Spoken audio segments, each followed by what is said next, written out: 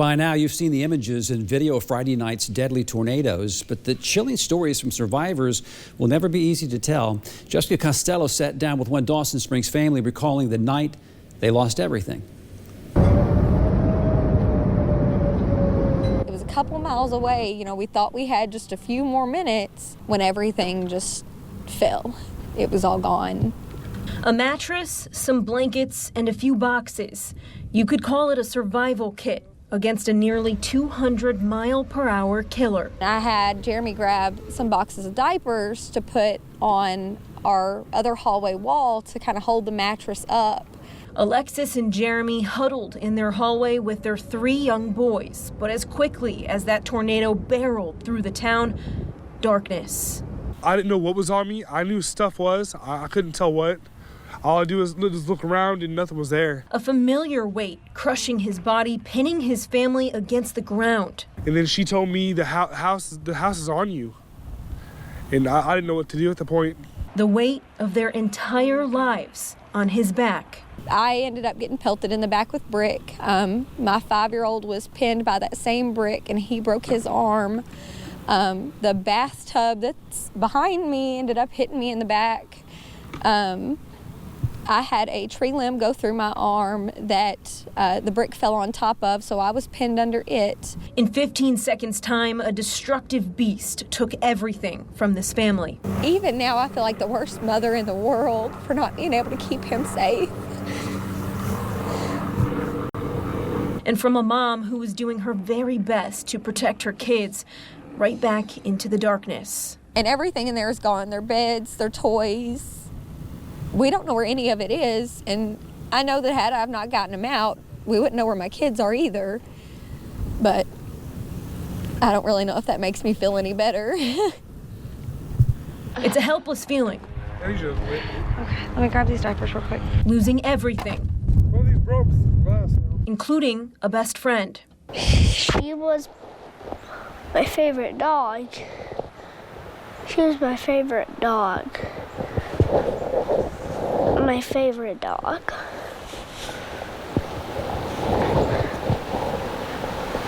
It's okay. A small embrace from mom. We'll get through this, okay? Okay. I promise.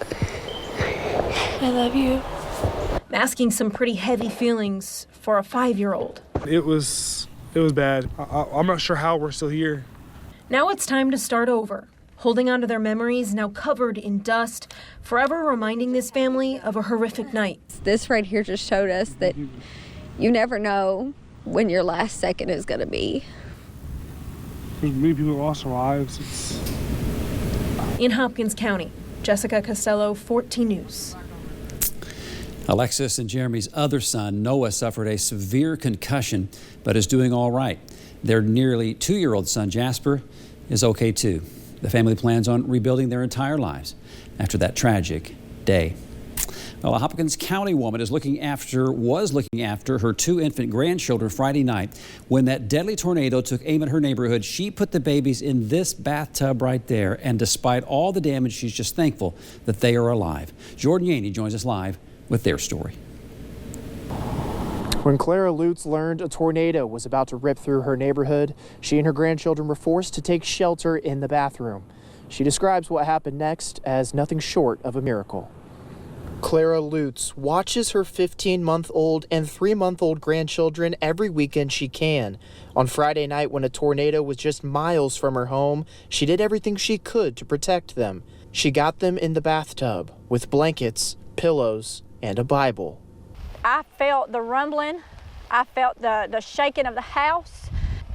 Next thing I knew, the tub had lifted and it was out of my hands. I couldn't hold on. Oh my God. The tub ripped out of the floor with the 2 babies inside. With the darkness from the tornado, Lutz feared they were gone. I was looking everywhere to see where the tub may be. I had no clue at all where these babies was. All I could say is, Lord, please bring my babies back to me safely. Please, I beg thee. Her entire house stripped down to the foundation. In the chaos, she says the water tank from the tub hit her in the back of the head. Still, she went outside and searched for anyone who could help. And in her yard, the bathtub, upside down on the grass. Sheriff's deputies found it, and underneath, the babies. The sheriff come down. I got in the sheriff's car right down at the end of my driveway. They opened up the door and brought me Caden, my 15-month-old. It wasn't long after that they brought baby Dallas, my 3-month-old, brought him to me. He had a big old goose egg on the back of his head. We didn't know what was wrong. Lutz says Dallas had bleeding on his brain. He was taken to Vanderbilt Hospital in Nashville, but before he even arrived, she says the bleeding stopped. Well, Lutz tells me the baby's parents live on the north edge of the county, and their house was almost untouched by the tornado. But she doesn't care about the material loss, and she tells me she credits God for saving her grandchildren's lives. For now, I'm live in Hopkins County. Jordan Yaney, 14 News. Wow, Jordan, thanks. President Joe Biden says he has some special plans to honor a Dawson Springs young woman who's graduating from the University of Kentucky tomorrow. Lisa Feinstein spoke with Abigail Parker today. She's live in Dawson Springs now. Hey, Randy. Well, Abby Parker tells me she is heading to Lexington first thing tomorrow morning for her graduation, but she says that her heart will be here in Dawson Springs the whole time. Abby Parker is all smiles in her alma mater of Dawson Springs High, despite the heartbreak outside the school's doors. I've been crying for days. It's just, when you look around, because I grew up here, lived here my whole life, and you know where everybody lives and who everybody is, and so to just drive down the same streets and see all those houses gone, all those buildings gone, it's just heartbreaking. The school has turned into a donation site for people in need. Parker's been helping here all week because her apartment is gone. She took shelter at her parents' house, which thankfully didn't take as big of a hit. We were able to salvage a lot of my clothes and stuff, but all my furniture, like all the little decorations and all of that stuff is all gone. During President Joe Biden's Wednesday visit to Dawson Springs, he called Parker up to the podium to honor her for a big achievement. She graduates from University of Kentucky this week. Abby is here, and we're going to figure something special for her graduation day. But imagine that. This Friday, she graduates from UK. Yeah, it was super cool. My Nana, actually, she told him that I was graduating, and he gave me a big hug, and he actually had me write down my phone number so he said he was going to do something special for my graduation. It was really awesome. As big as her accomplishment of graduation is, she says she'd rather be at home helping. It's not necessary that I go, but my parents really want me to go. So I'm going to go up there anyway, just because they say that I'll regret it later, and I probably would. So I'm going to go, but yeah, my heart is still going to be here, so I'm going to be thinking about. The amount of donations at the school is overwhelming, but Parker isn't surprised. She says their community knows how to come together during heartache. A couple weeks ago, we lost one of our own, Logan McKnight, and so we were already all kind of together after that, and then this happened. It's just been one thing after the other, and so to see everybody kind of coming together and helping everybody has been really awesome. Abby is graduating with a liberal arts degree. She hopes to go to graduate school and then become a school counselor at her own alma mater. I'm reporting live here in Dawson Springs. Lisa Feinstein, 14 News. And congratulations to her on her graduation. We're going to show you how you can donate to the Red Cross Telethon for those affected by the devastating tornadoes, and a groundbreaking ceremony for a plant set to create lots of jobs. The further we get from the tornadoes last weekend, the more stories we learn of people surviving and coming face to face with tragedy. Robinson Miles joins us live after meeting with one man trying to cope with losing a child. Randy, all the people I've talked to since the tornadoes this past weekend, they're trying to strike a balance between being grateful for surviving and all that they have and being sad for everything they've lost. And that's even true for someone like Doug Kuhn, who's trying to find his way through having lost his 2-month-old daughter. This is what's left of Doug's mother-in-law's house, where he and his family went to weather the storm. They thought it would be safer since they live in a mobile home. They were secured in the bathroom, and they're still not sure if the house was dragged away or picked up and dropped nearby. After making sure their other 2 boys were okay, they thought they were in the clear. I thought everything was good. In my mind, hey, we're all gonna make it. We're all beat up, but we're gonna make it. We all just lived through this. Then they noticed their daughter, Oakland, wasn't herself. She was life-flighted to Evansville and then to Louisville, where doctors told them if she lived, she would be brain dead. Doug and his wife decided together to remove life support. You know, I can't sit there and watch her suffer like that. I mean, she can't either. It's not hard to see how much Doug loved her, and he thinks of her as exceptional. She was an angel, man. She really was. She was the best baby. Like, no matter what kind of day I was having. I'm sorry.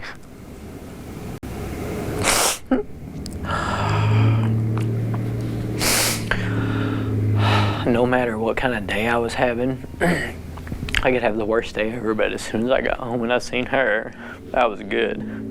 Now they're having to turn their attention to their other 2 boys and be strong for them. It's hard. It really is, because I try not to break down in front of them, because I don't want them to break down too bad either. But I know they have to go through the grieving process just like I do. For now, he says he's focused on giving them a good Christmas. Now, Doug told me today that despite how much pain he and his wife are in, they wanted me to know how grateful they are for all the people around them, all their loved ones who have reached out to make sure that they're okay and make sure that they know that they're loved. Reporting live in Dawson Springs, Robinson Miles, 14 News. All right, Rob, thanks a lot. The American Red Cross is asking for your help to support the victims of the deadly storms. The Tri-State Cares Telethon is going on right now. They're asking for donations to help send more volunteers, supplies, and support to the hardest hit areas. Executive Director Theo Boots told us they have 400 volunteers in Western Kentucky. We have people who have deployed that are helping in health services, spiritual care, mental health, feeding, sheltering. That's our volunteers are helping in those areas. You can stop by the Old National Bank building in downtown Evansville to donate in person, or you can call the number on your screen until 6:30 tonight. We also have that number at 14news.com. And Hopkins County officials say they appreciate all the donations of clothes, toys, and food, but they currently don't have anywhere to store them. So they are asking for monetary donations accepted at Planters Bank in Dawson Springs, Independence Bank, and First United Methodist Church. Also, they still need volunteers, and they ask that you call the EMA hotline at 270-825-5024. That number is on our website, too. Tomorrow, you have another chance to donate to tornado victims. We will be taking donations from 6 a.m. to 7 p.m. tomorrow with special prompts on air and online. We'll also have a special live Midday with Mike with information on how you can donate. Construction of the planned Pratt Paper plant is officially underway in Henderson. A groundbreaking ceremony with Governor Andy Beshear this afternoon. Brady Williams was there. He joins us live with that story. Randy, we've known for months that this was going to be a massive investment in the area, but after today's ceremony, it's become clear that this could mean a lot more for the entire Western Kentucky community. Now, Pratt Paper, this plant was set to be the largest completely green plant for cardboard box material in the entire United States. It's set to bring 320 jobs to the area, with each making an average of $39 per hour. It was initially a $400 million investment, but Governor Beshear says that's been up to $500 million. The governor turned his thoughts toward the nearby towns that were destroyed by tornadoes over the weekend, and he says that projects like this are an essential part of recovering. One of the most important things for a solid community, a resilient community, are good jobs. Each of those individuals that impacted is wondering if their job is still going to be there tomorrow. Now, to that end, the chairperson for Pratt Industries was here. He says that they're going to be donating $1 million to Western Kentucky relief efforts and an extra $1 million to the Tri-State Food Bank. Live in Henderson, Brady Williams, 14 News. The leader in tracking storms. Here's your 14 First Alert forecast. All right, just a couple more alert days to go here, this time for flooding, and it will be localized. We're not looking at widespread or river flooding, but rather some low spots in the road may get covered with water as we get another round of heavy rainfall beginning tomorrow afternoon, and that rain will continue through Friday night and early Saturday. Looking ahead here short term, about our biggest concern will be some patchy ground fog out there. May lower your driving visibility. Then tomorrow by mid-morning, more rain moving up from the southwest, and then several rounds of rain tracking over essentially the same area from Friday afternoon into early Saturday morning. That's where we have our best chance for flooding, wherever that band of heavy rain sets up. And we are talking about potentially an inch or two of rain, maybe more in spots. Right now, our models have kind of shifted a little more north each day, and that band looks like it will set up north of the Ohio River and probably even north of I-64 or near that region based on tonight's data. Now, of course, this can change, but at least we know the atmosphere has a lot of moisture in it, and heavy rainfall is a good bet area-wide. The threat for thunder is low tomorrow. We may hear some rumbles, but no severe weather, damaging winds or tornadoes or anything like that. Just rain and possibly some flooding too. The radar has quieted down, still some scattered showers out there, but nothing causing problems. Our rainfall estimates around the region came up anywhere from about an inch of rain, half an inch of rain, to a little less than that in most spots up there in Carmi, northern White County, around an inch of rain, and down in Hopkins County, we had some spots that picked up almost an inch of rain in a short period of time today. The look ahead here shows that rain coming down tomorrow. Temperatures will kind of flatline in the middle 40s, so it's not going to be warm at all, and rain will be likely throughout the day and then, of course, into the overnight hours. Down the line, after we get this rain through here, then normal December weather finally descends on the tri-state. Our north winds will kick in by Saturday afternoon. Temperatures then will get parked in the normal range for this time of the year, which is right around 45 for the warm side and in the mid-20s to around 30 for the cool side. Looking farther down the line here as we go toward Christmas, at least for the first half of the week, it's going to be dry but cold, and then later in the week maybe some rain moving in there. 35 degrees tonight with patchy fog. Tomorrow up to 48 with heavy rain moving in late, and then there's your 7-day forecast with no alert days going into next week. All right, Jeff, thanks. At the intersection of Bethlehem Church Road and Kentucky 81 in Bremen sits Church Street General Baptist, or at least what's left of it. The pastor seeking shelter inside his own church the moment Friday night's tornado barreled through. Our Samantha Johnson spent time with his family in the aftermath of the storm. What's left of the sign in front of Church Street General Baptist says Jesus built this church on love. And it is nothing but love getting this faithful family through this unimaginable moment in time. You see, this used to be the wooden planked front porch to the home of Pastor Danny Green. But during Friday night's tornado, it was picked up off its foundation and yanked 75 feet deeper into the path of the storm. Because it did stay together, we were able to get in there and get some of our clothing and some of our items out of there, and so we're thankful for that. But on Friday, with the storms whirling towards this town, Green says he knew exactly where he needed to be, inside the halls of his own church filled with the grace of God. Green's granddaughter, McKenna Douglas, was in Central City when the storm hit, but a call with her grandfather kept the two connected. I mean, horrible. It's horrible, especially knowing that your loved ones are in the line. In the background of that call, McKenna caught the screams of her grandmother. I heard that over the phone. You could hear the beating. I mean, it was just a beating sound, and all I could hear was her screaming. And honestly, I didn't know if that was going to be the last thing I've ever heard out of both of them. I didn't know. Separated by just a few miles with not a moment to spare, this family waited out the storm. Of course, my 5-year-old had to hear that, and it was horrible. You know, we didn't know. Didn't know if your grandparents was going to live or not.